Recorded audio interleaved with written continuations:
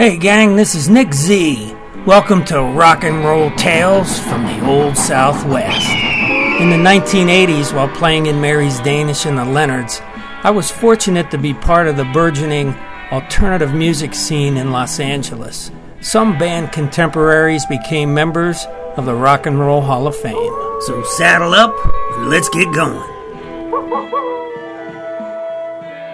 In the summer of 1987, Mary's Danish was on the upswing thanks to radio powerhouse KROQ adding our demo of Don't Crash a Car Tonight in the steady rotation.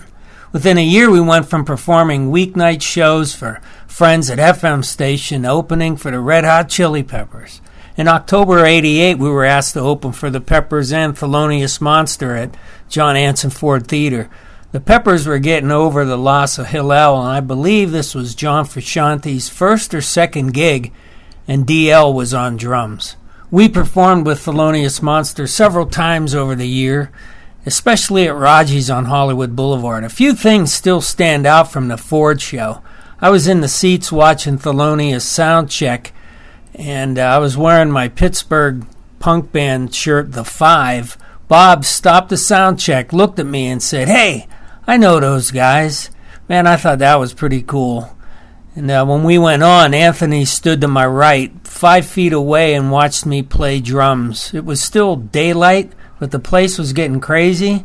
My first big outdoor show, and the singer for the Red Hot Chili Peppers was watching me do my thing. During the Thelonious show, Bob had an F the Mets sign in support of the Dodgers during their World Series run. And the coolest thing ever was he had a yard sale on stage. He gave away a pair of boots and a Monopoly game right on stage to somebody, and I thought that was a pretty neat thing to do.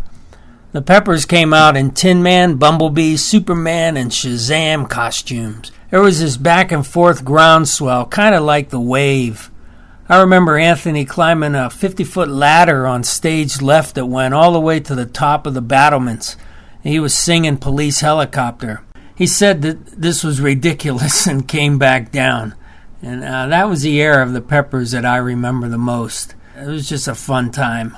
After offered a deal by Restless Records, Mary's Danish would sign with Chameleon Records, and Don't Crash the Car Tonight would go to number 6 on Billboard.